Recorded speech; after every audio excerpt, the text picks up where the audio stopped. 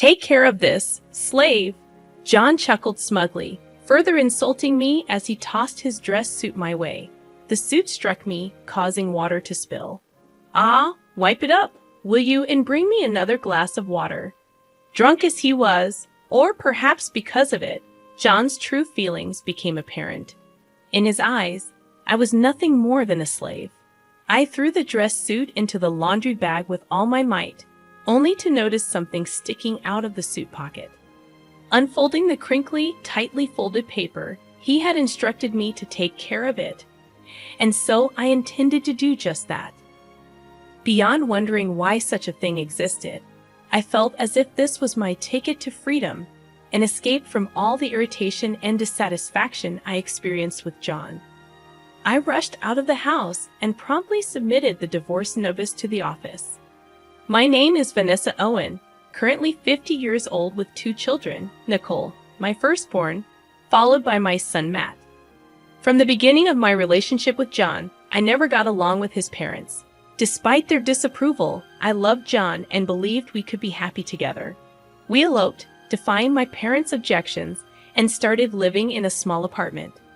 However, John was perpetually unhappy about our elopement-style marriage, nagging about leaving my parents for this marriage. There was a good reason for our rushed marriage. Nicole was already on her way. Despite John's knowledge of this, my parents opposed the marriage mainly because John never formally introduced himself. However, I don't intend to blame John entirely, acknowledging my faults. I've never liked his parents, who constantly criticized me. Right now, with a child on the way, we should focus on the future rather than dwelling on the past. Despite my admonishments, John continued berating me, saying things like I should never have married you, or your cooking is worse compared to my mother's. With no place to return after our elopement, I endured John's nagging every day. Despite everything, John adored our children, and our kids, Nicole and Matt, kept our marriage together through high school. When Jan was promoted to department head and brought colleagues home, including a male subordinate named Rob and a female subordinate named Jenna Manning, our marital relationship deteriorated. Though John had a good reputation outside the house and was highly trusted by colleagues, our family barely functioned. At one gathering, John's words revealed his true feelings, saying he could divorce me anytime, but I wouldn't let him go. This admission, disguised as a joke, made me realize the depth of his dissatisfaction. Despite his words, John's subordinates praised our supposed good relationship, while John laughed, intoxicated, insulting, and bragging until he passed out. His subordinates helped with the cleanup. As we cleaned up in a friendly atmosphere, Jenna spoke up, revealing that the director actually praised me at work. Unbelievable! I laughed, and Jenna chimed in, it's true. He always says his family gets along well. The president admires that too. The president values family in that regard. The director is always praising his family, so the president tells everyone else to learn from him. That kind of joke earlier only works if there's a good relationship, right? Gina, seeming a bit tipsy, happily chatted away about John's behavior at work. If that's true, that's good, I repeated, forcing a smile. I muttered under my breath, trust was long gone between us. I quickly realized that John was just saying those things to make himself look good. I've heard that good liars mix a bit of truth in their lies. Jan was probably deceiving his colleagues in the same way. I didn't know if it was his nature or a calculated move. But this made me truly despise Jan. I disliked how he shamelessly used the family as a facade.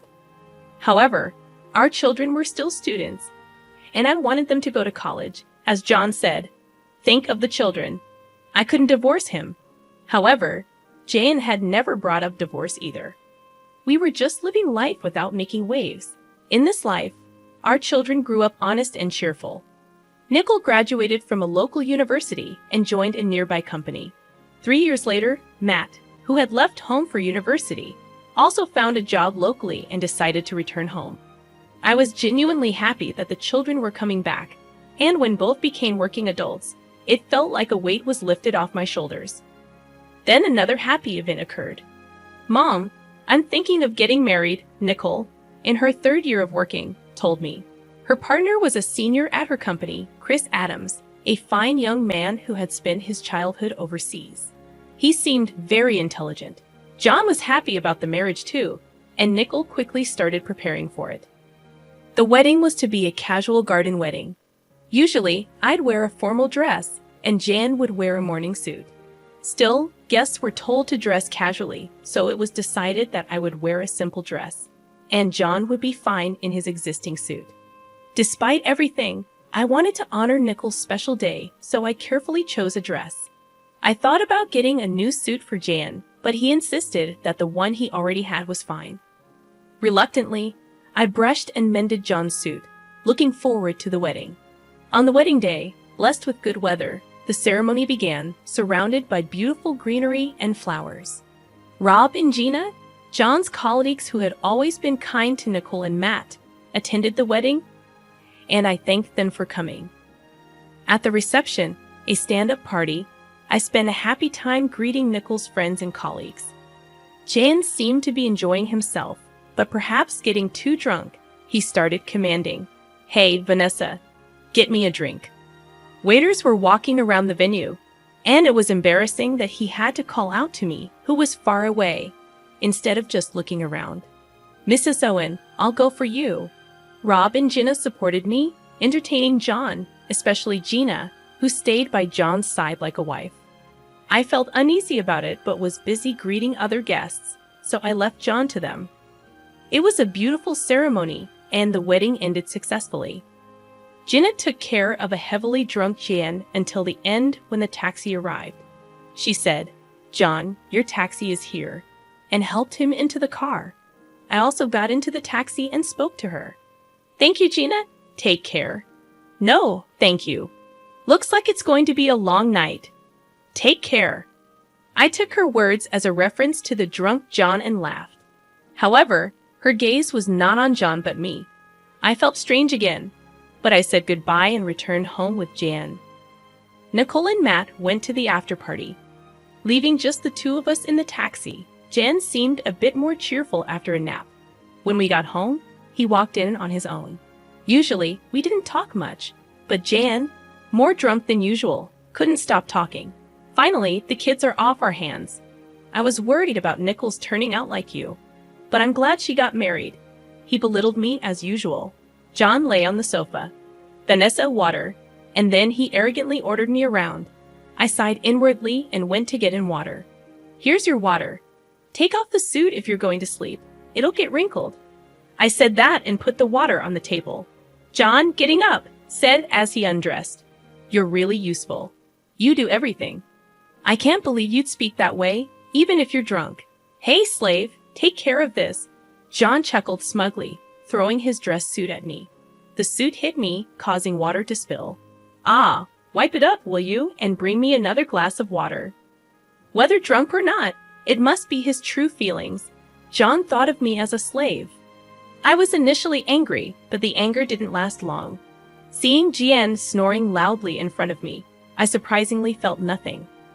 I realized that I had become indifferent to Jan, lacking even hatred or love. After picking up the suit that John had carelessly thrown aside, I noticed his trousers had also been discarded.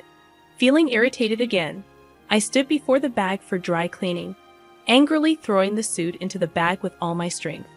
That's when I noticed something sticking out of the suit's pocket. "What?" I muttered to myself, surprised, and pulled it out.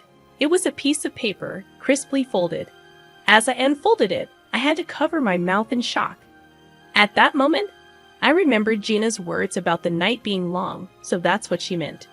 Realizing this, a smile involuntarily formed on my lips. He said to take care of it, so I should, right? I could hear the excitement in my voice. The piece of paper in front of me, which had come out of John's suit pocket, was a divorce notice already filled out by Jan. Yeah, that must be it. He meant for me to submit it, so I will. More than wondering why it was there, I felt like it was my ticket to freedom. It seemed like an escape from all my irritation and dissatisfaction with John. It was still 8:00 p.m., and the dry cleaners were still open. I grabbed the dry cleaning and the divorce notice, rushing out of the house. After dropping off the suit at the cleaners, I headed straight to the government office. Please take this. I went to the 24-hour service desk and, with a smile, handed over the hastily completed divorce notice. Then I hurriedly packed my things, taking only what I needed. I left the house with John still snoring loudly. For the time being, I decided to stay at a hotel, soaking in a large bath and sleeping in a comfortable bed until morning. However, the next morning, my phone had several missed calls, all from John. It surprised me that my number was still in John's phone. Yes, where are you? Just as I was thinking about it, another call came in. Reluctantly, I answered, and John's panicked voice came through. He must have been surprised to wake up and find me gone. After all, the spilled water is still there, a clear sign of something amiss. Where are you? Just as I was about to respond, John continued, We came home together, didn't we? The water is still spilled, and your clothes are gone. What's going on? From his words, it was clear he didn't remember what he had said the previous day. I sighed and said, You told me to send the suit to the cleaners, right? Well, there was a completed divorce notice in it. I thought that meant I should submit it, so I did. John erupted on the other end of the phone, yelling, What? How dare you do something so reckless? Do you realize what you've done? I was surprised by his reaction, but no matter how angry John got on the phone, it didn't bother me. You're so loud this early in the morning. I'm about to have breakfast at the buffet. Bye. Probably there was nothing to eat at home since I'd always prepared breakfast every morning. There was neither bread nor cereal stocked up. Nickel was likely at the hotel given as a wedding gift, and Matt wouldn't wake up until afternoon, having probably stayed out late drinking. John must be panicking alone in a house without food. With that thought, I savored my delicious breakfast. After breakfast, I immediately went to look for an apartment at a real estate agency. I didn't have the luxury of choice. I urgently needed to find a new place to live, but thankfully, I stumbled upon an apartment just a few blocks down from Nickel's new place. Moreover, the real estate agency was hiring part-time staff. I found both a home and a job that day and felt immensely grateful to the company. On my way back to the hotel, I received a call from Matt. Mom, where are you? Dad's making a fuss. I had been ignoring calls from John, so he must have forced Matt to call me. Matt's voice still sounded sleepy. I've divorced your father. I'm leaving the house, so take care. What? What do you mean? Matt sounded surprised by my words. Anyway, I needed to explain everything properly to my children. I decided to call Nickel that day and explain everything at the house. Why'd you suddenly call me here? Nickel looked anxious, understandably so. Yesterday was the peak of happiness, but today she was called to the house for something serious. She must have known it wasn't just a casual conversation. I felt sorry for her, but my parenting days were over. Being a parent is forever, but I want to live as a person, not as anyone's slave. I shouldn't feel ashamed for this. Even though I thought this, I couldn't shake off the guilt towards my children. A sudden divorce? What do you mean divorce? Both of them questioned me simultaneously, and even John, taking advantage of the situation, joined in. That can't be true, right? Convince her. Despite being the root cause of the issue, John played the victim. It was turning into a 3-against-1 situation. I wanted the children to understand that this divorce wasn't just my whim. All I did was submit the divorce papers that your father had already filled out. Why am I being treated like the villain when it was your father who had prepared them in the first place? Hearing this, Nicole and Matt turned their gazes to John. Caught off guard, John frantically searched for an excuse. A villain. Come on, that was just a joke, right? Who would actually submit that? A joke? Do you have any idea how much that joke has worn me down? Jen flinched at my loud voice. Nickel and Matt clammed up, exchanging looks. Besides, for a joke, it was too well prepared, don't you think? To me, it looked like something prepared to convince someone. John turned red and argued back, spitting out his words. His panicked state made the children realize something was amiss. I couldn't help but burst into laughter at John's behavior. No need to get so worked up. It's like you're admitting it's true. You set me up. You're the one who got angry at my deduction. Listening to our conversation, Nickel cautiously asked a question. What do you mean? I decided it was time to tell them everything. Well, you're not children anymore, so I have to tell you. Your father and Gina are having an affair. What are you talking about? John turned pale and stood up. Nickel and Matt looked shocked at first, but then directed looks of contempt at John. I found it strange. She used to call him director, but recently it's been John, and her words about our happy family felt insincere. That can't be. While she said she'd invite us, it felt like she was mocking us. A woman's intuition is often right. John was sweating unnaturally, unable to make any excuses. His behavior only confirmed my suspicions. While it was a shock, it was more about betrayal than lost love, which allowed me to keep my composure. But what really kept me sane was my role as a mother. To think she was invited to the wedding. I'm sorry, Mom, Nickel started crying. Jan looked hurt by her words, but he had no right to feel hurt, and Nickel shouldn't feel responsible. I only became sure of it yesterday. It's not your fault, Nicole. I comforted Nickel. As I said this, Matt sighed deeply, giving John a sharp look. I knew Mom and Dad weren't close, but this is too much. John's voice trembled pitifully. I had no choice. She kept pressuring me for a divorce, and I had to invite her to Nicole's wedding to convince her. Even the divorce papers, you used me. Otherwise, she said she'd tell the president about the affair. Anger made my fists tremble. After our force, she wanted to become John's next wife and take my place as Nicole's mother. So she had to attend the wedding. That's why he reluctantly invited her, planning to initiate the divorce afterward, showing her the completed divorce notice as proof. I never intended to really divorce you, it's true. Sure, you never intended to let go of your slave, did you? What are you saying? I never thought of you that way, John desperately pleaded, but Matt interjected.